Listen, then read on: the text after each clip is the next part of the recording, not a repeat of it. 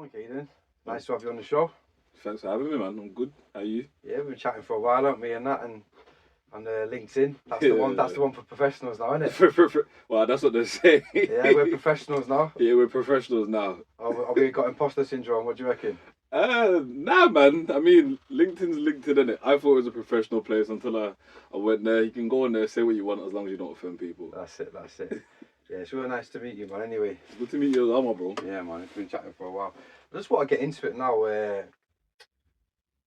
My podcasting. There's a lot. I concentrate a lot on ex-criminals, people who's come out of prison and turn their lives around positively. Yeah. I don't try to glamorize, violence, crime. Yeah. We talk about it. I like to talk about these things, but I don't really like glamorizing it. I think that I like the positive message of change, what people can achieve. So other 100%. people can see what can be achieved. You know what I mean? So yeah. Tell me about your early life, please, mate. Early life. Like, where'd you grow up and? So I wasn't born in the UK. No? So I was born in the Caribbean on an island called Montserrat. It's like a very small island. There's probably less than 5,000 people that populate the island. But anyway, so I was born in Montserrat in 1995. I came here in 1997 due to a volcanic eruption that happened on the island. So I was around 2 years old. I remember my mum and dad telling me. I think my dad was at work and my mum was at home with me, and she phoned my dad, like, hysteric. Phoned him, asked him what to do. She said, yo, she put me in the bathroom. I don't know what a bathroom or a toilet is going to do to protect you from a volcanic eruption. Yeah. But anyway, everyone got evacuated from the island. A couple of my family went to America. Some people went to Canada. I ended up coming here to the UK. And ever since then, I've been living in Ladywood in Birmingham. Well, yeah, centre of Birmingham. So 2 years old onwards, yeah? 2 years old. How old are you now? 29, you know. 29, so you've been there a long time, A yeah. long time. I'm basically English. Yeah, I don't hear no Caribbean twang. Nah, so. listen, I can't lie. I want to go back there a period of time so I can catch a twang. Yeah. But nah, man, we're here 27 years. 27 years. Oh, cool, man. What was it like growing up here? Like being from Montserrat? You know what? Like, because I came here when I was 2. It's like, you're still a baby, innit? So I guess I just adopted the whole, like, UK way of life. Like, I don't know anything different from the UK, innit? Yeah. So literally just adopted it. I mean, And you're from a multicultural area as well, aren't you? yeah, I live in Ladywood. So everyone's from like the Caribbean, Africa. Yeah. Asia, do you know what I mean? It's like a place where I've got close ties to. Yeah, man. What obviously we're here to talk about today. I know your background now, the viewers don't know your background. Yeah. So I think that I'm moving on to school. What was school like? Did you enjoy school and stuff like that? Well, you know what? I can't lie. I was a saint in school, So when people found out I was up to what I was doing, it's like, how the hell did that happen? Like, I was one of the, like, I don't like tooting my own horn, yeah, but me and a few other people, like, we was among, like, the brightest people in our school. I remember being in year 2, yeah, and I think back then they used to do key stage 1 sets, and I remember I was sitting key stage 1 sets. I think I finished that in, like, half an hour. So my teacher came over to me and gave me a year 6 stats paper just to pass the time, and then ended up finishing that to me. I don't think I done great on it, yeah, but I was kind of like ahead of my time, man. Like, Yeah. I was intelligent. I'm not even gonna lie to you. Primary school was all cool. I mean, again, like I said, how I ended up here, I have no idea. But primary school was good. Secondary school is where things took a turn for the worse, I guess. What happened? Just elaborate on that, please. I mean, it's like, so basically in primary school. I was, like, very clued up, very smart, English, maths. I mean, English was, like, my favourite subject in primary school. Again, I used to do things like drama. I loved, like, being on stage in front of people, putting on a show, essentially. Like, kind of come to realise that I don't think I do it on purpose, but at You're times... a bit of a performer. Yeah, or an attention seeker, some people like to say, innit? Yeah. And I mean, like, there's good connotations and there's bad connotations, but it's part of my character, but... Yeah, primary school was good, man. Then secondary school came along, so I grew up in I would like to say, not a stable family home, but I had my mum and dad in it. Like, my dad used to drink a lot of alcohol, so with a lot of alcohol comes violence. There were times when me and my mum would, like, leave the house. Unpredictability as well. Yeah, man. There was a lot of times where me and my mum would leave the house, go to people's house to stay over because like my dad was just like a ticking time bomb. Mm. Or because of alcohol. Now he's an amazing person, bro. Like the progress he's made to where he is, yeah. Like I have to commend him for it. You get what I'm trying to say? Respect. But yeah, he was like the main breadwinner in the house. Like he used to do construction, and back then construction was booming. Like you make a lot of money. But I got to like the age of I think it was like 11 or 12, and like the dynamics between him and my mum just started to change, and I don't know where it came. Obviously, a lot of it was through the domestic abuse and stuff. But then they just broke up one day, and my dad left, and I never seen him for a few years. And this was at a point where I'm now going into secondary school, innit? So I'm in year 6, and I'm going into secondary school, and nobody tells you, but at those like pivotal moments in time, you kind of need like a father figure, especially as a man, innit? So I'm going into secondary school, and I don't know the amount of money that my mom's making at this time, but now I've hit into secondary school, and now things are like changed. Like started to struggle a bit more. I'm on dinner tickets, Can't get the trainers. Can't get wearing. exactly, and it's like peer pressure a lot of things that you could become aware a lot more aware of like life in general and like what you need to actually survive in life. And I guess year 7 it wasn't too much of a bad year, but then year 8's where things started changing, because I kind of remember like going to school, I'm seeing people from like all these posh and affluent areas, and I'm like, wow, like you've got this and you've got that, and I have to go home to like no food in the fridge or struggling to have hot water or electricity not being on. So I'm clocking onto these things, and obviously at the same time, like some of my friends have already started doing crime, and I'm seeing them, and I'm like, yo, how are you getting this? Like, I know this is expensive. How are you getting it? People like going out to eat. Me, I'm coming home sometimes, and all I've got is like white rice and corned beef. Sometimes if I'm lucky. So yeah, that's how everything started changing, really. You started sort of seeing like, so you think you felt a bit like, was it marginalised? That's the word, isn't it? Like you're separated from the other people, like. Obviously growing up in like primary school, I've only ever experienced ladyhood. Like I haven't really gone out to other areas. But going to secondary school, like I went to secondary school in Bearwood, like Bearwood close to Harborne, and like there's some nice houses around there, and that's when I kind of started to realize, yo, I'm poor. Like compared to everybody else, like, I come from a poor estate. And it's like, whoa. So I started to. Was you angry about that? Do you reckon? To be honest, I don't know. You know, like I wouldn't say like I exemplified anger. Like you wouldn't be able to see it in my face. Maybe there was like internal anger, not at the people themselves, like not at the kids and stuff. Just at the situation. Just at the situation, and just at like probably like society at large. Because I know I started to kind of like instill this like me and my friends against the world kind of mindset. You get what I'm trying to say? It's tribalism. So like I started robbing people in school, taking people's phones. Like street robberies. Like in school, like robbing people in school, taking people's phones in school, taking their lunch and stuff and eating it just for bants, innit? And then it kind of escalated to like street robberies. So that was like your sort of, you had a taste for it then. Yeah. You see you could get away with it. And you learn you can get away with it, and then you kind of escalate. You start to feel powerful and power, don't you, by your behaviour. And especially when the people around you are enabling it, and they're encouraging it.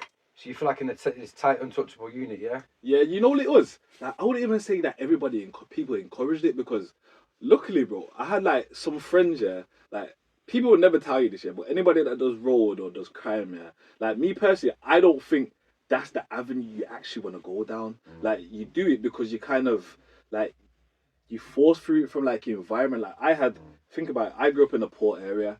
A lot of my friends are poor. A lot of people grew up in single parent households, and then like we're all getting together, and it's like, okay, we can't do this, we can't do that. Like some people are going to some people's houses for food. I'm going to my neighbours' houses for food. It's like, yo, this is a situation I don't want to be in. Like we don't have opportunities. People are looking at you funny because they know what area you come from. How you dress as well. Exactly. So it's just like, what else am I supposed to do? Like, it's survival of the fittest. Like, I always say to people, say for example, you have an allergy. If you know you have to survive by doing something, you're going to take that risk in it, because you know it's just survival. Like, there's nothing else in the back of your mind but, okay, how am I going to eat tomorrow? How am I going to put food on the table for me and my mom? And how am I just going to survive in general? So I guess that's the kind of the mindset I went into it with. And yeah, you're right. Because we all come from the same area, nobody was really trying to discourage each other from doing it. Of course, I get that. So it's quite interesting how you put it, yeah, because there's some just do it for greed, you know what I mean? Yeah, They just yeah. say they just do it for greed, like, you know. You get it a lot now in like the affluent areas. You get your little plastic roadmen. They listen to the music. Yeah. For They clout, listen, innit? yeah, they listen to the music, and you think they're one of the boys. This county lines thing's interesting, right? It's been going on since the 80s, yeah. Yeah. It's been going on, people, you know, this in the 90s maybe, yeah. You know, areas from in urban areas, inner city areas have been sending kids down to send to do work, or people down to do work. Scousers have been doing it. Bummy's been doing it. Manx have been doing it. Yeah.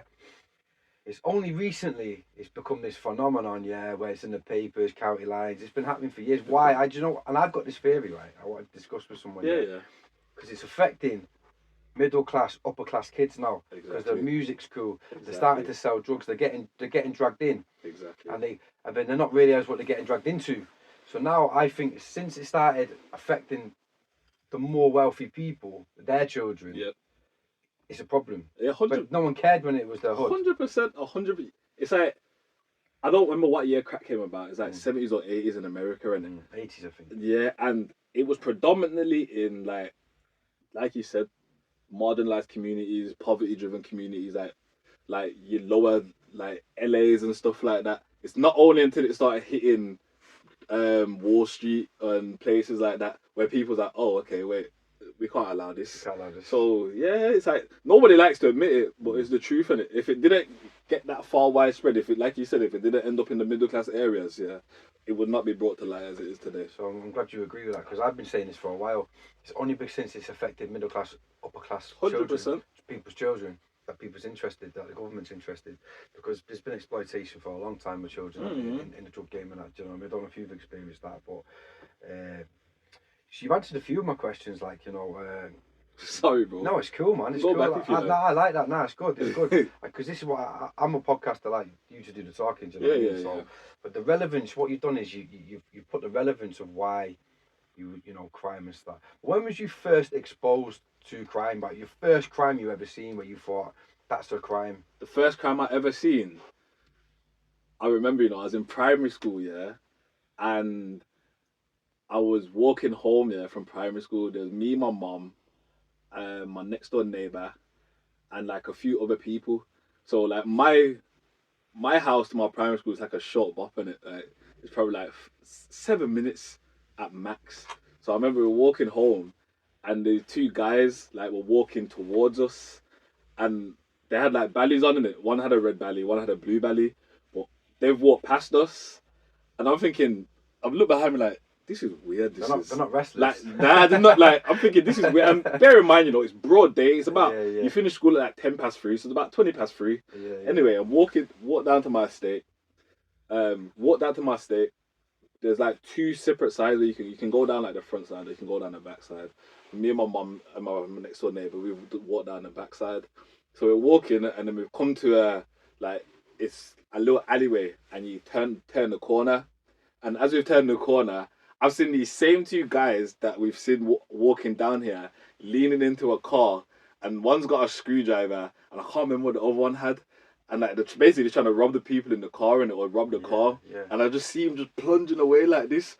I've just stood there, and I'm kind of froze, you know. I'm like, was it a stabbing, you think? I don't know why it was. Obviously, we're trying to rob the car. I don't know if the car's damaged with a screwdriver. You probably can. Yeah. But the car managed to get away. And then these two guys, like, they've looked at me and seen me, yeah. And my mum's called me, and we just started running.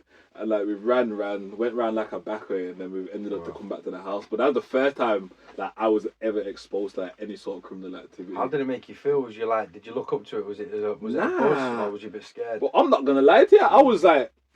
I was frozen at the time, innit? I was like, bro, I ain't never seen that like this. Like I said, like, primary school, I grew up a good kid, innit? Like, I didn't do anything bad, I'll be honest with you. Yeah. And it's not until, like, when I seen that, I was like, oh my days. I was like, yo, I was kind of shocked, innit? And I went home. It's not like I idolized it or anything. I was like, this stuff actually happens. Like, I used to sit down and watch Crime Watch with my dad, innit? Yeah. And it's like, yo, this stuff is crazy. Like, you don't expect it to happen in your area. And then you see it and you're like, oh my days, it actually happens in your area. Like, I'm trying hard not to swear right now. And I'm like, yo, but that was the first exposure to crime I seen. My first ever personal crime. was probably like during school times, you know. I'll be But honest. your crime. Like the first ever thing that I done was I knew that was not right to do. Like, Mm. yeah, it was probably in school, you know. Yeah. I started doing stuff at a young age, like being, acting up as they say. Yeah. You know what I mean? But yeah, thanks for that. I wanted to another thing I wanted to go into, yeah, because you're from like a head, poverty-struck area, Yeah. gang area. You know what I mean? Yeah, I It mean, is. I would personally, I would never call it a gang affiliated area, but Nah. you know, the media, police portray Police us whatever they portray, want to portray it yeah. as. See, I'm not from there, so I'm Yeah, just yeah, going yeah, from of the course. media. But I know there's other areas which have got that reputation of Birmingham as well. Yeah. So, but when you was young, because you was a good kid, yeah, Yeah. you've already chatted that. What did you, when you got to teenage years? Was there any influences on you, like elders? Like doing bits. They've got the nice whips. They've got the jewelry. Was there any of that in your estate? You know what? On my like, obviously, Ladywood's not massive in it. Mm. So Ladywood's like, there's like certain sections to it. Like you got bottoms. Bottoms, you got tops. No one don't really go tops no more. But and then you have like my estates in the middle in it. But people know it because everyone goes to school together. And if I'm honest, on me personally, there wasn't no sort of influence. Like I remember when I first started doing crime. Yeah, one of my friends said to me, "He's like, yo, what are you doing?" Like he literally tried to deter me from doing crime. Yeah. So I wouldn't say I had any negative influence. I was just driven by the fact that I come from a poverty-stricken area. Like, Yeah. I remember in 2017, I looked up Ladywood, and we was like the most deprived area in the whole of the UK. Wow. Which was, you get what I'm trying to say? Yeah, sad. It's very sad. So I wouldn't say I was influenced by anybody. It's just that I was influenced by where I grew up, the fact that I don't have no opportunities to get work, and the fact that I needed to survive. So I think they were the biggest drivers for me personally. Yeah, no, I respect your honesty, man. One thing I picked up this week, I seen Tesco. We're going to a little bit of cutting angles here, yeah. Tesco publish record profits in a cost of living crisis, I hate right? that place. So you're thinking, hold on a minute, it can't be a crisis if you're making the maximum amount of money, because otherwise, how's that a crisis? You should be losing money like we're losing money. Nah, it doesn't work like that for them, man. No, so so these areas, it's by design. Do you know what I mean? 100%. And I believe that, and I've always believed that it's by design. Like, there's plenty of money out there. Do you know what I mean? Like Ukraine.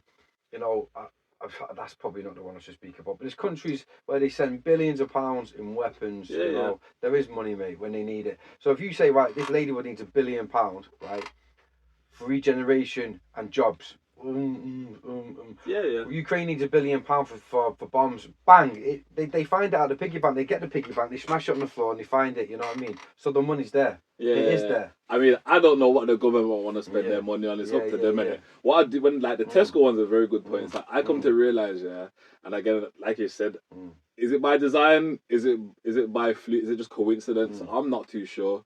But I've come to realize there is, if you pay attention to it, there is a major Tesco in every single poverty-stricken area.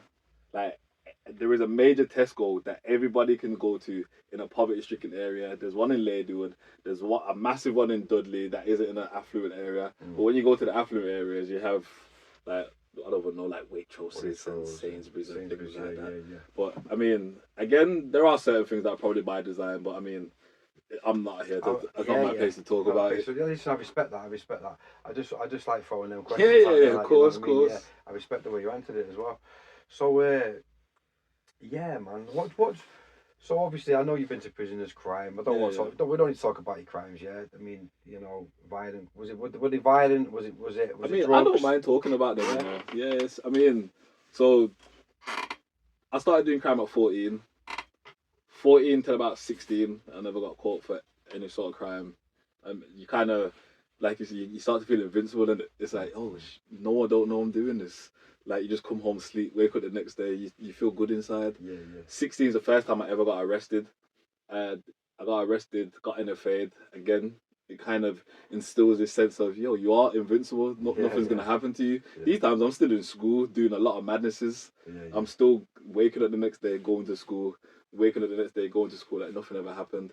But the first time I ever went to prison was, I think it was, the first time I went to prison was 2012. So I was less than 10 months out of school, and I got arrested for initially, the initial charge was burglary, robbery, and kidnap. And then we went to court. So I spent 6 months on tag. I mean, I got remanded for a week. Then I got bail. Judge in chambers, Yeah, judge in chambers. Because of your age, first offence. Yeah, first offence, 17. Got bailed. Wasn't allowed to come back. Wasn't allowed to live in Laidwood, so I got bailed to my dad on tag.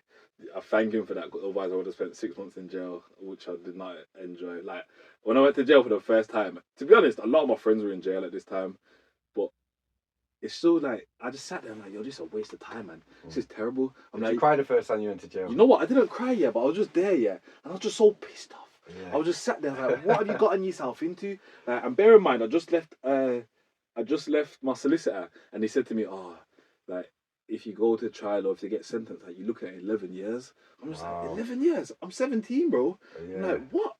So I'm just sat there. I'm like, nah, this isn't fun. Like this is not the one. I'm saying to myself, you know what? I remember I was praying to God, you know, saying, yo, if you get me out of here, I'll never do crime again. Got judged in chambers. What happened? Got released, went straight back to doing crime. Straight back. Straight back. Spent 6 months on tag. Went to prison in 2012, December, and came out in June 2013. So I only got a plea bargain. So I ended up doing only 6 months for burglary. That's not too bad. Yeah, not too bad. First offence though. First offence. Could have been much worse. Do you think that if the punishment was if you didn't get JC and you did the crime there and then, do you reckon that would have had any difference? You know what? I don't, you know. No. Because I'm not even gonna lie, that 6 months I spent in jail, there was nothing about it that deterred me. No. Like nothing at all. Like I went to a YOY's, so I was in Warrington in Stoke, and to be honest, it was like all my brethren was in there. Like, yeah, so it's just like a big laugh. Like. Yeah, like most of my people that I know from out was in there, innit? Yeah. Like one of my friends who I went to primary school with, I got padded up with him. I know one of my friends that I went to primary school with, he was in there. A few other people that I knew, like it was just like one big group of us. Yeah, and for that 6 months, I can't lie, I know I was in prison, but it didn't feel like prison if I'm being honest with you. Well, how did he treat you in them in YOIs? You know what? Because I mean, I know, but some viewers don't know. You know. I mean, it depends on what YOI you go to. You know, like you see me.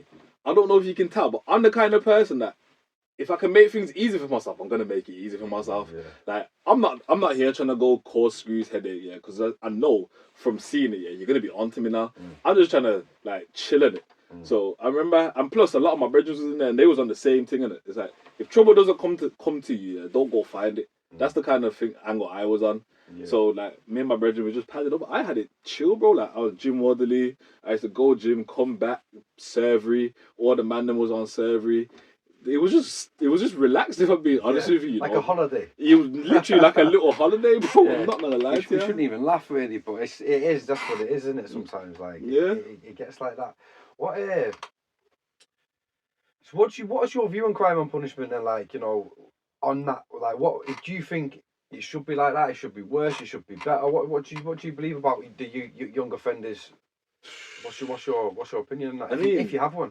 I mean, young offenders is like everybody's got this like front, this bravado in it. Obviously, there's a lot of testosterone flying around. Like one wrong thing, you get what I'm trying to say? Like I remember getting into like fights over my brethren. Like first week I've been there, straight away getting into fights because of my brethren in it. Yeah, and it's just like. I guess there can be like a lot of rehabilitation in it, but you have to learn like what it is people want in it. Like nowadays, it just feels like they go in there and think, okay, cool, we're gonna just do this, this, and this. Like, there's no consultation with people in it. It's not like, what do you want? It's like, this is what we're giving to you. It's either you take it or you don't, kind of thing. Yeah, like that's how I feel rehabilitation is like addressed in prisons, especially in YOIs. And like, to be honest, I didn't do. The only course I remember doing it was it PSHE? I don't even know what that stands for. And I swear that that was literally just we just chilled in there, went in there, ate biscuits, spoke a little bit, done a little bit of work, went back to the wing. There wasn't really no rehabilitation. So what I'm getting from what you're saying, do you reckon it should be more one-to-one? Like, why are you doing this? What's the reason? Yeah, man, like tailored stuff. Tailored stuff, yeah. Like you have your OMU, and I don't know if it was OMUs in YOYs, but like you should see people one-to-one in it. But no one ever really used to ask you what you want to do in it. They just tell you what you're gonna do. Yeah. And you see me, like I'm kind of like anti-authoritative and rebellious by nature. So if you tell me what I'm going to do and it's something I don't want to do, it's just gonna go in one ear and come out the other. You get what I'm trying to say? And I'm not trying to say, like, I'm not trying to justify it. That's not how you should be. You should take things on board, innit? Yeah. But at the same time, if you're going to ask me what I want to do in my life, at least, like, take into consideration, like, my opinions and my point of view. You get where I'm coming from? Treat you like a person. Like a person. Like a conversation that we're having. 100%. And I don't think that there wasn't a lot of that. No, I can get that. I can relate to that. Definitely, like, it's like, you will do this, you will do that. This is my opinion matters, and that's it. Basically. And it's box ticking, isn't it? Yeah, man. It's not. It's literally just box ticking. Yeah, it's not good, man. It's not good. So,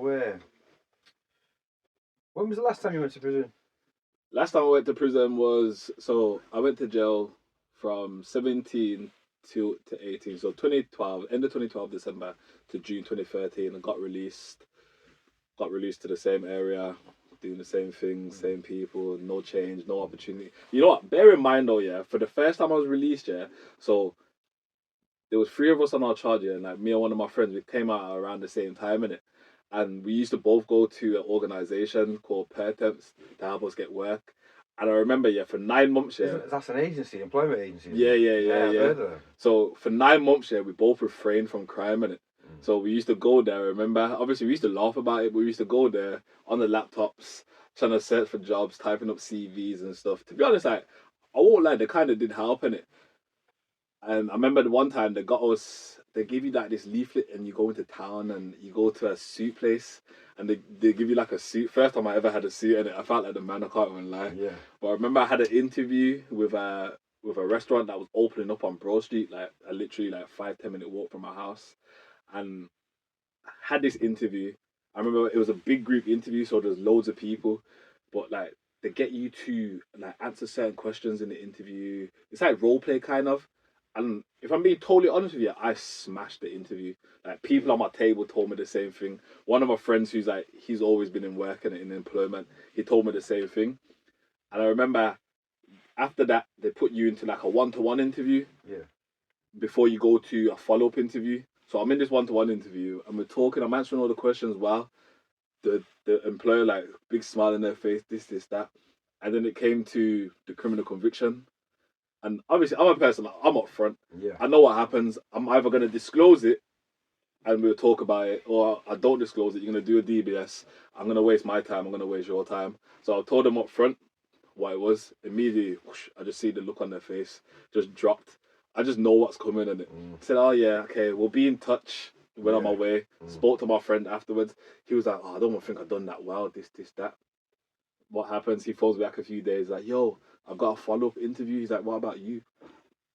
I said, nah, nothing. Yeah. From that moment, I was just like, okay, this is going to be impossible.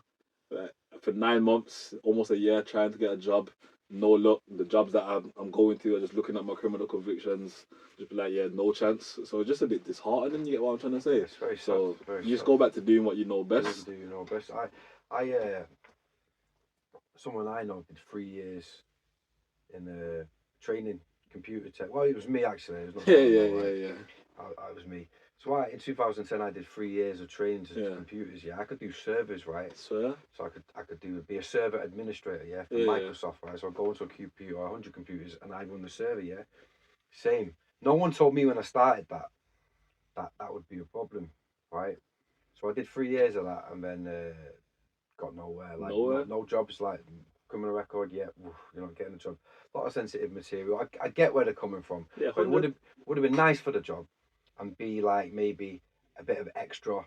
You know, they can give you the job and keep an eye on you, maybe. Yeah, you know? no problem. It's like, so that really affected me, like how it's affected you, and I just was like, whoa. What else am I supposed to do? What am I supposed to do? And you go back to what you're doing, don't you? Exactly. Like, you go back to in and out of, the fringes of crime, don't you? Yeah. It's sad, but there's a thing called ban the box now. I think it's getting a little bit better, but I don't think it's where it should be. Like. Yeah, I mean, I wrote a newsletter on that the other day. They do it in America a lot, but it's the same thing you said. It's like, I understand where people come from with their stigmas and it. Like, stigmas are kind of in place to kind of protect you as a person. You get what I'm trying to say, Carl? If you go back with tribal people and we have to perceive danger instead of trying to encounter it all the time. But it's just like, I'm not even trying to be rude, but sometimes you will find some people that have had difficult upbringings, but they are so competent. You just have to give them the chance. Yeah. Like, being in prison, bro, I've seen so many people like that have so many traits, skills, attributes. It's just they don't have the opportunities to like use them in a positive light. You get what I'm trying to say? Yeah, it's like the training. We discussed this before the interview. The training is like construction, you know. And it's just people in society are like, well, you committed the crime, it's your fault. At least you're getting a job. At least they're offering you something. You know what I mean? Yeah. There's that angle, but then there's other ones where if you're gonna numb someone's mind, like, and they're gonna go on mind numbing job where they're capable of more, and you're only offering the bare bones of Yeah, rehabilitation. 100%. They're gonna probably reoffend. Yeah, You know? 100%. I'm not even trying to justify it, but you have to look at it like this. A lot of people that do crime, like, especially like drug dealers or something, like, they're entrepreneurial at heart, innit? And they're frustrated, man. Exactly. They're frustrated people because they want to make money and do stuff, but they feel like they can't. They don't know what else they don't know what else to do. Yeah, 100%. But like, back to your question, yeah. The last time I went to prison, I was 21. I got sentenced to 5 years. Ended up doing 2.5 and came out at 24, which I'm not even gonna lie. When I got 5 years, I was so happy because it could have been a lot worse. Yeah. yeah. Could have been a lot worse. Could have been a lot worse, man. Prosecution was trying to give me like 8 or 9 years. And yeah. Did you say that as you like? So from that, did you take that as your what's the word? Like this is did the penny drop this time? I'm being honest with you, you know. Nah. So I've gone to. I mean, I hate saying it, yeah, but you know when you grow up in like certain areas, it's like going to prison is just like you expect it, innit? Like you know what you're doing. You've seen other people going to jail, so it's just like, okay, maybe at some point I'm gonna go to prison. Obviously, I went to prison 17 to 18, missed 6 months of my life. Just like, oh, it's only 6 months. Nothing really has changed that much. This time around, I'm getting 5 years. Again, compared to some of the people I met in there, their sentences were lengthy. But I was just like, oh, okay, 2.5 years. I mean, I'm kind of expecting it. It's like going to prison. It's kind of like a occupational hazard. Isn't it? It's like a way of life, isn't it? It's like you expect it, so you just do it and come out. But I mean, the penny didn't drop. I mean, the only thing that happened to me on this sentence was I met 2 people, who like I now work with that kind of planted the seed. Like they opened up my mind to like what is possible, like what else is out there, kind of thing. Like before, I was just literally like closed-minded, like, okay, labeled is all I know, crime is all I know. This is like me. Don't try to change me or mold me. Right. But they kind of planted this seed, and like it was just the things that we spoke about. So we worked in the library together for like a good while, and they used to talk to me about like business and like stocks and shares. I was like, what the hell is stocks and shares, bro? And they was like, oh yeah, you can buy like Apple shares, or I'm like, wait. You're telling me I can download an app on my phone when I get out and start using my money to buy shares in companies and just leave it there like a bank, and over time it grows. And I was like, yeah, essentially. I was like, so how come no one had never told me this before, kind of thing? It's like, wait. Like, I can do business even though I've been to jail. Like, you get what I'm trying to say? It's like loads of novel things that I've never come across. And they just planted that seed. I mean, I'd done 2.5 years. I came out again, went back to the same place. No opportunities, same people, just carried on doing what I know for like a good 2 years. So I got released in 2018. So 2016 I went to prison, came out September 2018. For about 2 years I just continued doing the same things I was doing. But bear in mind, I was still in touch with these people from prison. And when I was talking to them, like we used to talk on a day-to-day basis, I used to be like, oh yeah, what are you guys doing? And they'd be like, oh yeah, we've got this meeting with this person and we're doing this and we're doing that. And they're like, oh yeah, what are you doing, bro? And I used to sit there on the other side of my phone like this. I'm just like, in my head, all I can say is like, okay, I'm going to go do this. I'm going to go link girls. I'm going to go drink alcohol. I'm just like, I'm looking at this. I'm like, yo, there's a recurring theme here. And it just got to a point, where I was like, I think I was like 26. And I was like, okay, I can't keep living my life like this because only 2 things are going to happen. I'm either going to end up in jail again, I'm going to end up dead. So I think that's when the penny actually dropped. So yeah, but it was influences by others then. It was little influences. Like they didn't force me to do it, but they just allowed me to see the bigger picture, if that makes sense. Yeah, there's people that come into your life now and again and that can do that. That they can. You get the energy off them, don't you? Yeah, man. I mean, again, like I always thought there was, until I went to adult jail. Yeah, I always thought there was like a certain. Like, there were certain characteristics that prisoners fit. You get what I'm trying to say? But when I went to adult jail, I was like, oh, wow. Like, there's so many different people from so many different areas that you would look on the street and you'd never think they done this, or you would never think they was up to that. And then when I met these two, and they was like, one of them was studying to be a doctor, the other one was studying like accounting and marketing in university, and they ended up in prison. Me personally, I was like, you guys should not be in jail, bro. I know people where I'm from that done 10 times worse than you and get probation, but it's only because the area that you was in, and it's like, but I guess it was fate, innit? I mean, I hate saying it, yeah, but thank God they was in jail when I was in jail, because I don't know where I'll be right now, if I'm being honest with you. Oh, that's cool. That's class. That it's like when you know people in prison. There's they could be multi-million-pound drug dealers and they don't look what the public would think is a drug 100%. dealer. Like it's mad, isn't it? So that leads on. Where does prison to purpose come from? Prison to purpose. So I remember, so I started making like a transition in, I'm gonna say like mid 2021, somewhere around there, like 2021, 2022. So I kind of decided to, like I said, I sat down, I done a bit of introspection. I kind of said to myself, okay, cool. There were so many things happening at that time, like threats on my life, certain things. I almost lost my life. I was just like, okay, cool. If you continue this, it's going to go two ways. Like I said, jail or dead. And I decided to just like leave crime alone. Literally kind of started learning how to do things off my own back, learning new skills, picking up new skills, adopting a new mindset, started reading, started writing online again. And I remember I was in conversation with one of my friends. I remember this is the first time I took to LinkedIn. I started writing on LinkedIn. And I remember the first time I ever spoke about prison. And it kind of like, it semi blew up.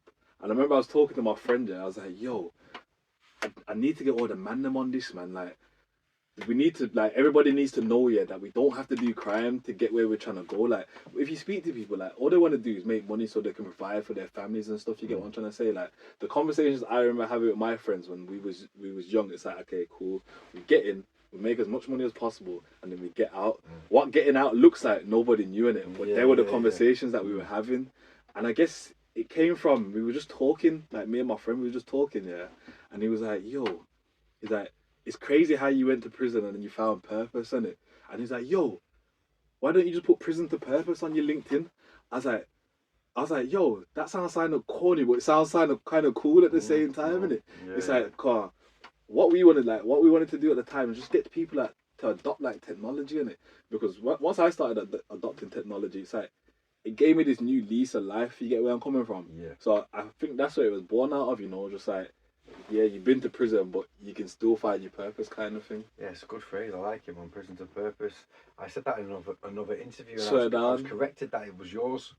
By who? Yeah, Pratik. Oh. yeah. So he's like, nah, that's not mine, man. I don't own it. I think it's something that, like me, Pratik, and our other friend Sobernan, I think it's something that was kind of just instilled in the conversations that we always had.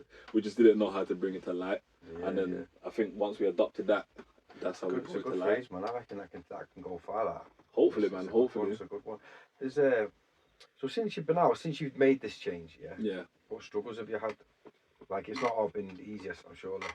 Nah, it hasn't. Carry on. Sorry, but how do you feel about that? Like, do you ever get frustrated where you made this change and you think, oh, do you know what? I might just go pick up one of each and just go do something down the road. Or, see that over there, I might just take that. Does that ever cross your mind? I mean, let's be clear, crossing your mind and doing it. So, I mean, like, it's out of frustration. I don't want the viewers to think you're going to start planning crimes. No, bro.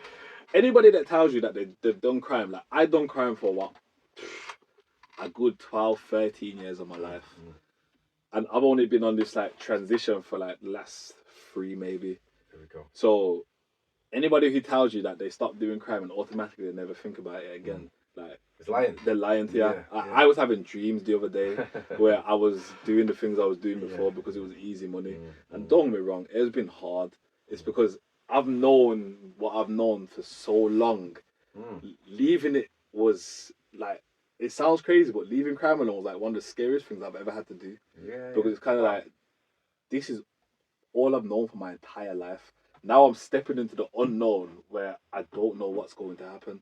With crime, I can say, okay, cool, I'll sell this, I'll get that. Or I'll do this and I'll get that. with this, I have no idea. It's like, and plus I've had to sit down with myself and kind of like rewire my whole mindset. It's like I've had to tell myself that a lot of the things that I was taught were wrong. A lot of the behaviors I was taught were wrong. Like you literally have to break down your identity and then rebuild it from scratch. You get where I'm coming from? Wow, yes, the honesty is amazing, man, because I have conversations with people now, and like I just can't relate to the conversations because of the switch in mindset. Yeah, yeah, You know, once that's happened, you just have to live that. You have to carry on living that, yeah. and you just have to be solid with it. Don't you have to be real strong with it? You have Because to, man. otherwise, it's so easy. Like what people that haven't committed crime or been involved in stuff, drug dealing, whatever. It's easy money, mate. Do you know what I mean? And it's easy to, but it's not a lifestyle that makes you happy. You know? Some people it does, most people it doesn't. Yeah. Yeah. But like, it's hard, isn't it, to let that go? When you see such riches, it's hard being poor because you started this crime because you was poor. Yeah. And then you're leaving it poor. Yeah. You know what I mean? Yeah, you know, yeah. but it's like, but it's a lifestyle change and it's a moral change, isn't it? Yeah. And obviously, and you also know that crime doesn't pay because you're losing years and years of your life, and do you know what I mean? You're losing a lot of stuff, man. I mean, and the risks to your health and your safety as well. Do you know what I mean? People will kill you sometimes. There's a lot of people involved which get killed and they lose their life. Do you know what I mean? 100%. I mean, I didn't know this until I feel like I sat down and really started to look at like my life and the things I was doing. Like, I lost a lot of good relationships. Like me and my mum, we was on rocky terms. I mean, I went to prison and I didn't talk to my mum for 2.5 years. Like we did not see eye to eye because of me doing crime. Police coming to the door, her thinking that as soon as I left the house, I was gonna get shot, stabbed. Anything can happen when you're doing crime. You Selfish, get what I'm trying to say? Mm. Yeah. Again, I lost friends. Like I've lost a few friends from like basically everybody being on road, and then you kind of just lose your sanity, man. I mean, there were periods of time where I couldn't walk down the road for a couple of steps without looking behind my shoulder. You get what I'm trying to say? And I mean, you kind of, it's just, some people quite call it being like hyper vigilant and hyper aware. Me, I just call it being straight paranoid, isn't it? It's like there are so many things that you get up to when you're like a teenager. It's just like, okay, cool. You know somebody is plotting revenge on you, so it's just like I'm not gonna let you catch me slipping. So I used to walk every 10 steps, even if I walk into the shop at the top of my road, every 10 steps it was like, okay, over my shoulder, over my shoulder, over my shoulder. But yeah, it's not a, people glorify it, but it's not a fun life to live. It's not a fun life, man. There's a rapper called it's K-Trap in it. I seen one of his CDs and Street Side Effects on the front. It's got a tablet box. And I thought, wow, that's a very good analogy. Analogy. Of course. That's the word. Yeah, I thought class. And also, one of my friends, his brothers did that Blue Story, you know, the film. Oh, swear down. Yeah, that was his brother, and he I liked how they put that out there. Do you know what I mean? Of actually what it's really like for people, because it ain't all glorious. Nah, it is not. I mean, don't get me wrong. You can make good money in it, but quick money comes and quick money goes, and exactly. There's only a percentage which get really successful. They really 9 times out of 10 people fail. 100%, 100%. Unless you're like the big boss, like especially in the drug game. Even I'm getting catched now. Exactly. I mean, and I always say to myself, there's no point in making so much money if you're not going to be able to spend it. Like, you're going to be behind bars doing, 18, 20 years. Yeah, cool, you made a couple $100,000, you made $1 million, whatever. Like, people think people make millionaires. Like, the drug game ain't going to make you a millionaire unless you're Pablo Escobar, bro. You get what I'm trying to say? It's all false. It's a false economy. It is. I've got a friend who says that it's a false economy. He's a lifer. And, you know, he wasted his life by accident, you know what I mean? You know, things happen, man, you know? And it's sad, and that's the thing when you're involved in that. Things can just happen. It's you or them sometimes, 100%. You know what I mean? And luckily you're here, I'm here, you know, and a lot of others, but there's some people that aren't here, and some people doing very long sentences. You know, it's very sad, man, it's very sad. That leads on to another question. Like, what do you think challenges like the youth face? Do you know, what do you think's the answer, if you don't mind me asking? Because, mate, you might not have that because it's such a big thing, but I know you're involved in this rehabilitation stuff, aren't you? So, because I'll link that to another question about breakthrough. What the breakthrough do? Because that's also linked to helping the youth. Yeah. I mean, to answer your first question, like how we can help the youth. I mean, because it's getting worse, isn't it? It's hard, isn't it? And I'll be totally honest with you. Yeah, this is my total honesty. Some people ain't gonna like that I'm gonna say this, but it's the truth, innit? You can't help people unless they want to help themselves, bro. Like, I hear it. There's so many people out here trying to help the youth or help people leave crime alone, yeah. But unfortunately, some people are just at that point in their journey where they're not ready to leave it alone. You get where I'm coming from? Yeah. Like my mum used to say a phrase to me before when I was younger, and I never really grasped it until now. And she'd say to me, "Who don't hear must feel." If you can't hear, you gotta feel. You get what I'm trying to say? Listen. And I know nobody wants it to come to that, yeah, but Wow. unfortunately, bro, that's what it takes for some people to wake up and realize that, yo, like for me, it was like having a gun pointed at me while I'm sitting in my car to realize, okay, yo, if you continue this, you're gonna end up back in jail doing a long period of time or dead, like I said. For some people, I don't know what it's gonna take for them. I mean, but for me personally, it's like at Breakthrough, what we're trying to do is we're trying to get people that have been to prison or risk of crime or people that just struggle to get employment essentially to adopt digital skills so they can kind of make a life for themselves. You get where I'm coming from? Because me personally, I was like a technophobe. Again, I didn't know this word until one of my friends said it to me. Like 2022, I think, was the first year I bought a laptop. And I've never had a laptop in my life. And the moment I bought it, it was like, yo, this is like a mini supercomputer. This is like, forget a phone. I could do everything on there. And it's like, I kind of realized once you know what you're doing, and once you learn where to apply stuff, you can use this little laptop and the internet to gain your freedom. You get where I'm coming from?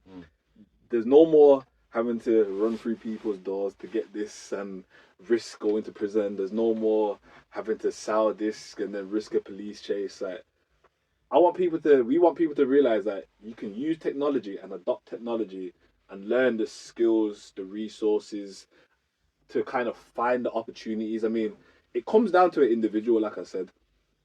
Nobody's going to be ready before their time. So I guess for me, it's like, if you're willing to make a change, you'll make the change. If not, then I don't really think there's nothing anybody can do to help you. Nah, man. I'll be totally honest with you. Nah, but it's just, I respect your honesty because it's pretty good interview so far with the honesty, man. Because some people like try to dress things up and we could do this and do that. It's just got to be raw, isn't it? There's no point in dressing up. Like I remember being 17, 18, 19, and I'll lie to you if I said to you, people didn't try to show me an alternative route, innit?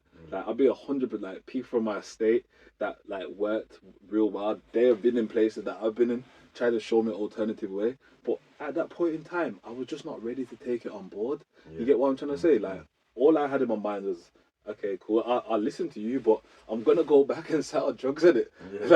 I'm making good money, just leave me alone for now, innit? Yeah, of course. You have to hit that point in your life where you're ready to take it on board, innit? Yeah, no, of course. It's just, it's a personal thing and an individual thing. Like, it's like, for instance, where am I going with this question? So, you know, you can lead a horse to water, but you can't make it drink. 100%. I mean, it'd be great if you could help 100 people out of 100 people. And what I'm about to say is going to sound so cliche, but it's the truth. You see, as long as you can help one person, bro, that's a job well done. Of course, yeah, that's it. So is that what you do this for then? So, because I know from previous conversations, it's not financial gain you're really getting out of Breakthrough, is it? Nah, it's not like, obviously, I'll be lying again. People that go into business, if you don't go into business to make money, it's kind of stupid. Of course, but at the same time, there's this moral thing that I grew up in Ladywood. A lot of people don't know about Ladywood. It's not like a notorious area to the wider world, innit? But for people that live in Birmingham, it's like, especially where I'm like, Ladywood is again poverty driven. There's a lot of crime, shootings, robberies. There's drug dealing. There's everything in it. And I grew up seeing some of my friends in jail doing life now. Some of my friends have died. Been literally doing crime the majority of my life.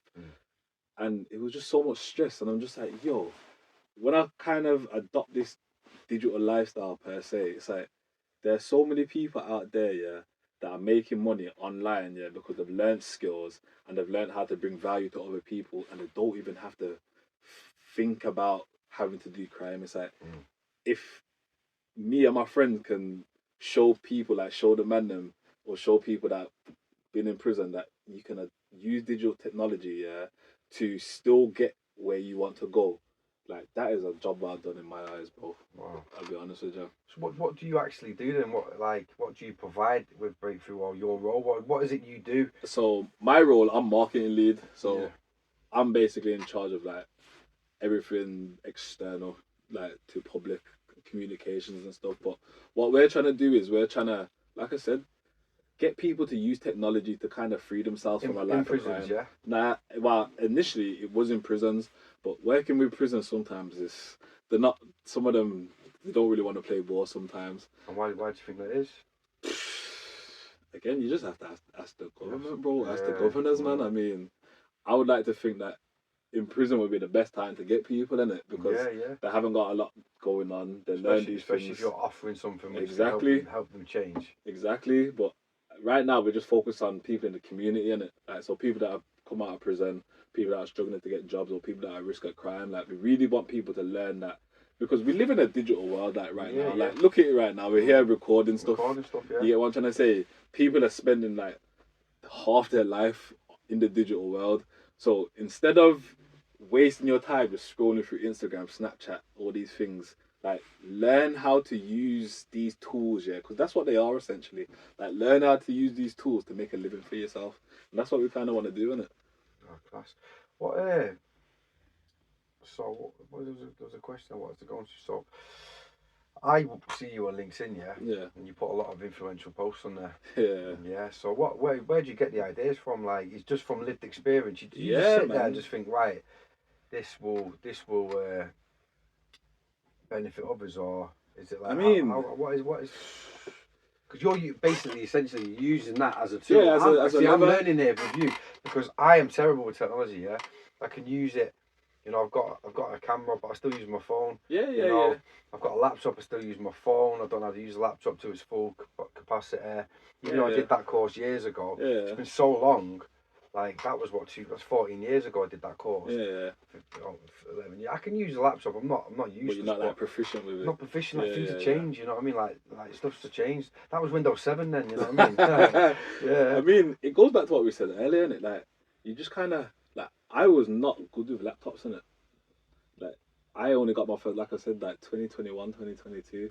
But I guess because I wanted to change so much, it's just like, okay, bear this uncomfortable stuff, like these first few months. And then over time, you just get you just get better with it, innit? I mean, when it comes to LinkedIn, like, at first, I just went to LinkedIn, like, kind of ad hoc, innit? And then I kind of started, like, watching other people and doing this, kind of, like, trying to copy what they was doing to, like, kind of find what worked.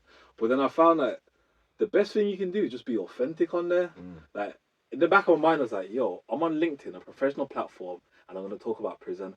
I do not know how this is going to be perceived by other people. Yeah. But at the same time, I was like, what have you got to lose on it?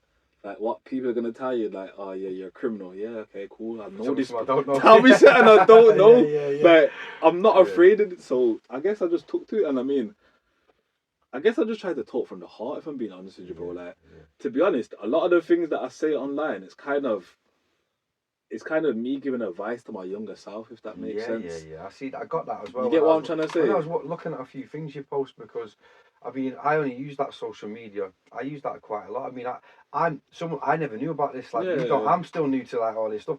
So I'm on there thinking, oh God, these interesting people I can interview. Wow, he's cool. He's cool. And I'm starting. That's how I'm getting people. Like, you know, I'm bloody giving my game away here. But it's just so interesting, like, you know, like, because Facebook's like, oh, here's my tea, you know what I mean? Here's my dinner. I don't know what you call it down there. Here's my tea. And man says, that's your evening meal, yeah? You know, look at me imposing like this. It's not very, like, you know, but with that other one, LinkedIn, it's people talking about their life, their professional lives, their interests and stuff like that. And I thought, wow, this is cool. It is. I mean, social media is a highlight reel, innit? You only show people what you really want to show them, innit? And I thought to myself, you know what? I'm just gonna lay my cards on the table and see what happens. Like I said, it's like a lot of my influential posts. They just stem from like me, innit? Like, I'm just being authentic, honest. Yeah. It's not like nothing's fabricated. There's no lies. Like I said, I'm just talking to the younger me, and if people can like take a liking to it or they can see themselves in it, I mean. Do you get people messaging you saying that's helped them? Yeah, quite a few, you know. I swear, but one time somebody said it to me, and I sat there. I was like, "Yo, a couple of years ago, I would never have seen myself as the person that's giving like people like motivational talks or influential talks. I never thought I would impact people's lives, innit? I don't know if I have or I haven't, but just from people DMing me and be like, "Yo, I took so much value from our post." It's just like, it's kind of like, yo, this is what you live for, innit? Because if you're taking this value, hopefully, like somebody one day in my position, yeah, that wants to transition their life, is gonna see it and be like, okay, cool. If he can do it, like I can do it. You get one, the whole representation thing. That's what I mean. It's nice that it can be done, can't it? You Yeah, just got to want it, 100%. haven't you? So that's another question. Like, so you do quite a lot of motivational stuff, don't you, as well? You get you're not just with Breakthrough, right? You do quite a few other things, don't you? Yeah, I mean, so Breakthrough came about like the end of last year. It wasn't really on my radar. It was on my friend's radar, innit? But then like the opportunity came to him, and it was like, okay, it's like it was just like a weird alignment, if that makes sense. But I mean, yeah, like I've had like a few different opportunities come my way since I started posting on LinkedIn. You know, I mean, not directly through LinkedIn, but one of my friends, like we went back. This is a full circle moment. We went to one of the prisons that we was in. Yeah. So we was in Guy's Marsh, and we went Yeah. back there to talk. And it was like I walked in there, and I was just like, I was just taken aback. I was just looking around. I was like, yo, I'm back here. And you know what was even crazy? I was doing the talk, and I remember it was in the visiting room, and I'm just looking around like, yo, I was sat here, I was sat there, I was sat here. And I remember a guy come walking through the door, and I paused and I've looked, and I'm like, wait there. I was in prison with, like, I looked, I was like, yo, is that so and so? And it was a guy that I was in open jail with, and I seen him, I said his name, he looked up, he seen me, he said my name, and we just like kind of just embraced each other, like, yo, bro. And I was like, yo, what are you doing back here, bro? He's like, started telling me what's happening, and he's like, yo, what are you doing here? I'm like, oh, I come here to give a talk, innit? He's like, what? Swear down? And yeah, but we're just surreal, so yeah, That's man. mad, that's mad. There's a phrase from someone else I interviewed called David. He says he calls it going back about going backwards. breaks with that. Yeah. Sick guy. I can't wait to meet him still. Yeah, he's good, man. I chat to him quite often actually. He's a sick guy, man. He's good, so very supportive of what I'm doing here. Yeah, man. Because I really like. I'm the same as you, you know what I mean? I'm just trying to like do something different, you know. I think it's really important that these stories are out there because people need to see that, you know, that like what you've said today, reflection on our interview, like today. Yeah. It's down to you, innit? It is. You know, you cannot force people to change because we live in a soft society. I mean, there's poverty in that. I mean, but like when it comes to like revolving doors, yeah. You know, I think because jail isn't hard, is it? You know, nah, it's not nice. It's not nice. Let's be clear, yeah. You lose a lot, yeah. It's not nice. The food's garbage. Visits, you lose your family ties, a lot of your life, but it's not hard. It's not like it is in some countries. 100%. This is the message I try to get across to some people, and like. I said to myself, if I was to go back to jail, I wouldn't be annoyed about having to do the time. I'd just be annoyed as like I had so much of my future that I could look forward to, but now I'm sat here like you said, it's not hard. It's just prison's an inconvenience, isn't it? Literally just an inconvenience. But I think in a modern society, you know, that's what it should be because you're there to lose. The punishment is losing years of your life, which you could be doing other stuff. Yeah. So people say like, you know, prison should be tougher. But the punishment is losing your years of your life. I could repeat myself, but that is just the punishment. I mean, you know, because you only live once. If you live lucky to live to 60 and you spend 10 years in prison, that's 10 years you could have been doing something else. 100%. That is the punishment. I think like in a modern society, they should be more of doing what you're doing. They should be looking more into like digital skills, real life stuff that can change people's lives. Like, you know, 100%. Because we was talking about this before the interview that.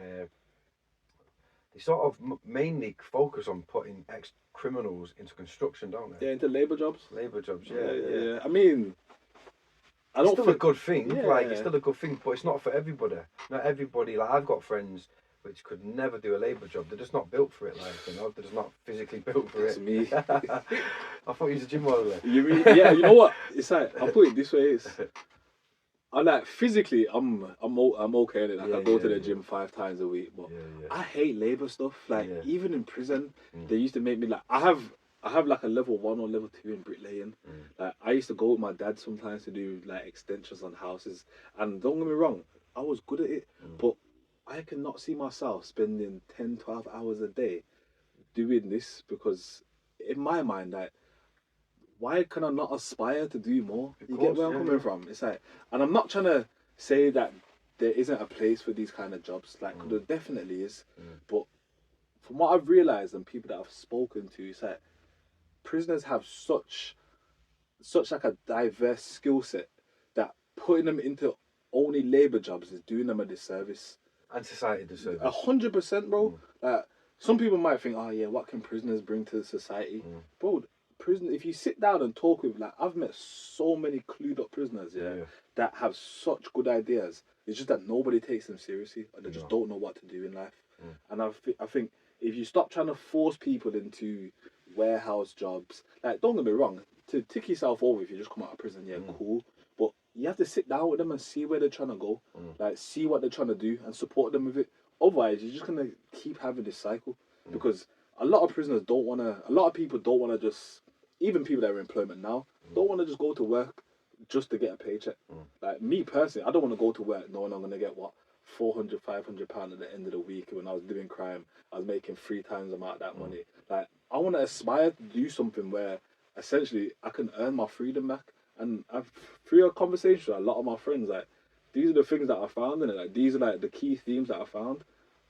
Yeah, that's good. That is. I think my look in it is like, it's good that at least they're doing something. They never, 20 years ago they were doing nothing, so at least they're doing something. But like, but having it tailored to people definitely is a thing that needs to be looked at. 100%. It's to be looked at. That's final question really. What for anyone watching? You know, like. What advice could you give to them? You know, and also there was something else. A piece of paper behind you. What's that piece of paper? I picked this up. Like, you wrote this, yeah, and obviously I know like you're a busy man. You can't remember everything you write, but I thought this was really interesting. Yeah, I wanted to go through this. So this is talking to your younger self. Yeah, you put the post-its, and I really like this. I thought it was brilliant. One, you'd stop doing crime. Yeah. The first thing I'll start doing, 100%. Right. Two, you'd buy a laptop. Just buy a laptop as I did. 3, just get a job anywhere. Yeah, I mean, I used to be against jobs, but I'm just like, if you're gonna stop doing crime, you need some sort of income in it to survive. So yeah, just get a job. 4, live below your means. Yeah, this is something that when you're doing crime, a lot of people don't do. I mean, you make so much money. It's like you make money and you just spend money on it. Yeah, if you learn to live, you don't respect it at all. But yeah, learn to live below your means. You learn. You start. I think people start selling drugs or doing crime to get out of poverty, and then they start making that much money. They stop respecting money. Like it's like the opposite. Do you know what I mean? It is. It's crazy how things work. Isn't it? It's crazy, man. Like 5, build up a skill base. Excuse me, build up a skill base. A skill, yeah. You learn some skills. I mean, skills pay the bills, bro. Trust me, skills pay the bills. 6, read. This one's really important because this has really helped me over the years. Because I left school with no, I don't know about yourself, but because I was trouble as a kid. Yeah. I left school with no GCSEs. Swear down. Yeah, I got nothing, but now I've got like equivalency A's. Yeah. AS levels. I mean, leaving school without no GCSEs is not the end of the world. No. But I mean, as long as you have like basic maths, English, science, you'll be alright. But yeah, reading is what helped me to like broaden my perspective on life and like open up my mind to like new and novel things. It's really important, you just pick up just random books. Like, I think I read some random books, but they're really good. Yeah, they're thoughtful, man. It's like I see it as like I've heard it a lot online as well. It's like reading a book from somebody who's like passed away. It's like having a mentor in front of you. Like you learn all the things they knew about life, and then you kind of figure out how you can tailor it to your own life. So yeah, interesting stuff. Read as much as you can. I like reading stuff about like people who've been through some struggles. You know? And there's like I've read a good one, Viktor Frankl, Man's Search for Meaning. Man's Search was a sick book. Yeah, it's really good. Yeah, really good. Puts things into perspective. Definitely does. 8, you do a journal. Yeah, journaling. I mean, I'm a person I have like a lot of thoughts every single day, and sometimes it's kind of hard to like talk to myself internally and rationalize it. Yeah, so I kind of just need to write stuff down, because once it's written down, you kind of feel better about it. You go back to it. Yeah, 100%. Yeah, especially like that's good for people maybe with ADHD, maybe. Yeah, I've never been diagnosed with it, but I feel like I have a lot of traits for it. I had someone I worked with. And he was ruthless with the ADHD. I mean, I didn't mean that in a dogged way. Yeah. It was just really hard for him. And I go away and I come back and be like, look, tomorrow, tonight, when you go back, I want you to write everything down in order. Space this up, right? Come back tomorrow. When we come back tomorrow and we do it, and if you have an improvement, I said, right, today, I want you to go back and do it this way. Yeah. And then before you knew it, he was like, and I didn't want his thank you, do you know what I mean? His praise, but he was like, oh mate, thank you, like, and we achieved something That's massive. it. Do you know what I mean? That's Just it. for having that time. Do you know what I mean? Yeah, Like yeah. because I could do that for him, yeah. And he's learnt new skills. Do you know what I mean? So it's important, man. It's important, like to have that time for people, but also to. See how far you come, man. Yeah, like the journal thing. Like I was his journal, maybe. Do you know what I mean? Like, Yeah. you know, meditate. Oh, No, meditate. bro. Some people are probably gonna be thinking, what sort of hippie geezer is this? I don't think we figured that. Listen, It's massive now, meditating. Meditating literally helps calm my mind. I mean, you know when you're going through them times where things are just, I feel real stressful. It's like you just retreat inwards. Yeah, it doesn't happen straight away. Like some people think, oh yeah, I meditate once, my whole life's gonna be changed. Nah, like you have to do it over a prolonged period of time, and like 3 months, 6 months. But yeah, it's been a game changer for me. You know, helped me calm down a lot. I'll be honest with you. For real.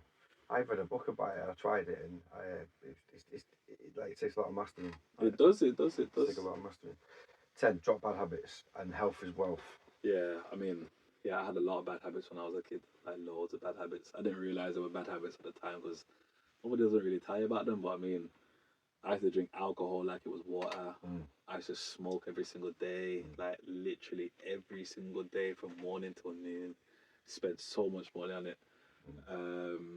Spending just time on the wrong things. I mean, there's a lot of bad habits that people have in it, but you have to kind of sit down and say to yourself like, okay, cool, these are the bad habits. Yeah, start basically adopting new ones. It's not easy to tell yourself that you've got bad habits. Nobody likes to tell themselves that, innit? Yeah. But sometimes it's what you have to do, man. The accountability mirror. 100%. 11. Embrace solitude. Oh, I quite like this one.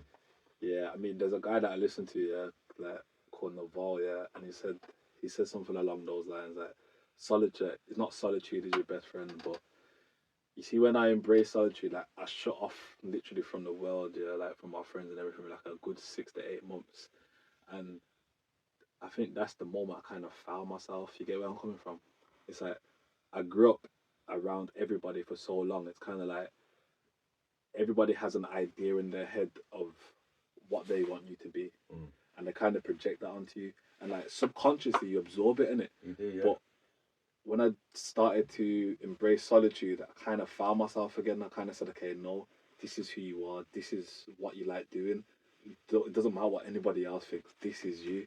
So yeah, that was a literal game changer for me. It's don't get me wrong, it's so hard at the time, yeah, but you come out the other end, yeah, it's like, you know, the whole cocoon and the caterpillar returning to the butterfly thing. That's how it makes you feel, man. Good stuff though, man. It's really important thing you're saying, like 12 network. Yeah. Networking, you mean? Yeah, as in like meeting other people, just it's like we're meeting, like sort of another link, another professional link. Yeah, man, 100%. Same interest, like of this rehabilitation stuff. 100%. I mean, before like I met my friends that live in London, I kind of never really left Ladywood, innit? And especially to meet new people. Again, I just said it was like me and my friends against the world kind of thing. But when I started like venturing out, it's like you meet so much cool people, bro, and like just having conversations with them. Like you see, yeah, that a lot of the things you go through, yeah, it might not be exactly the same, but a lot of people still go through a lot of things, innit? And if they can kind of like reorientate themselves and find themselves and bring themselves back on their feet, it's like, yo, you can do the same thing. So it just opens up your perspective to life, and it makes you see like life isn't finite, and it's like it's infinite. You can achieve a lot of things. So yeah, network. That's what I like about what you said. I'm gonna link them two together now. You know, I had a friend which I used to chill with, and his bad habits would become my bad habits. Yeah. Because like I was like, influenced by him. And when I was away from that person, it's sort of like I started thinking for myself a little bit more. Yeah.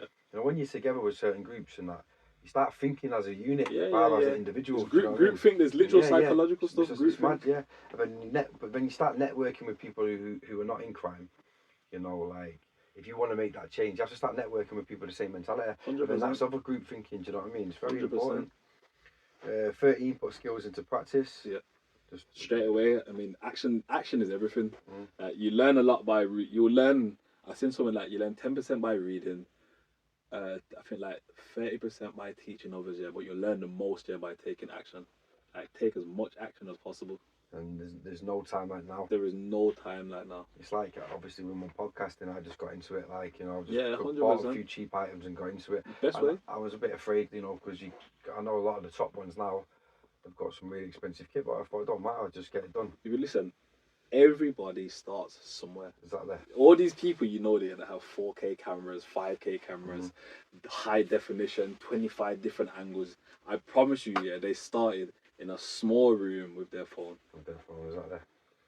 Move out 14, move out. What does that, move out your mum's or? Yeah, just I guess you can kind of interlink this with like networking, like because again, like because I lived in Ladle my whole life, it's just like you never experience anything different, so you don't really get to like see other people's perspective. But I mean, there was a period of time where I moved out of Ladle yeah, for 6 months, and I moved to like an area called Basingstoke to go join a crypto company, and I feel like that was one of like the best experiences of my life because you get to see what is out there. Like you get to see past these like walls that society has built for you to say, okay, cool, this is only where you can go. Like now, instead of peering over it, yeah, I'm standing on top of it and looking and seeing the world for what it is. So yeah, move out for a period of time, man, because it's gonna put you to the test. You're gonna be forced to make new friends, but making new friends is gonna allow you to see life in a completely different view. Amazing, man. 15, do free work. Oh yeah, And that's got to be difficult for people, isn't it? Yeah, it is, but it's the whole instant gratification thing. You see, when you're doing crime, it's like you know that you can be broke one day, but by the end of the month, you can make X amount of money as long as you're doing what you're doing.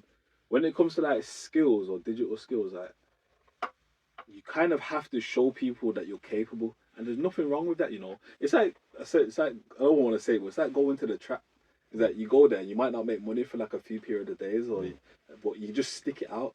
But when once you do free work, to me, yeah, there's not really a loss in it. Like you get to put your skills into practice. Again, you get to network, and then as long as you do good work, you'll more time get a job at the end of it, or like get some sort of value exchange at the end of it. It'll also build a bit of humbleness in you, 100% humility, which I think a lot of people lack. Yeah, they do. Yeah, that's the word, humility, not humbleness. my language my language repertoire is not the best. 16, build in public.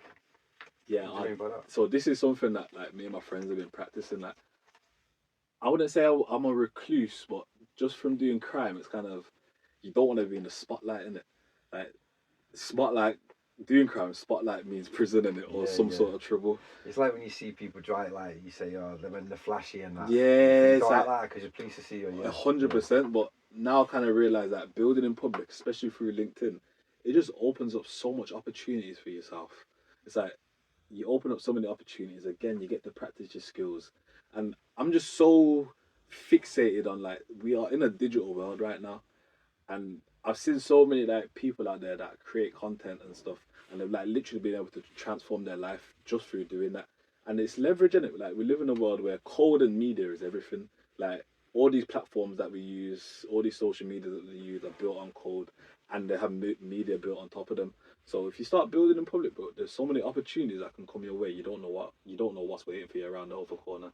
Wow. Have you learned to do code yet? Never. I mean, you know what? I've tried to dabble in it. Yeah, that is an alien language to me. I'll be honest with you. It's so difficult. It is difficult, but it's possible. It's just not for me, is it? It's not for you. Yeah. 17, build a side hustle.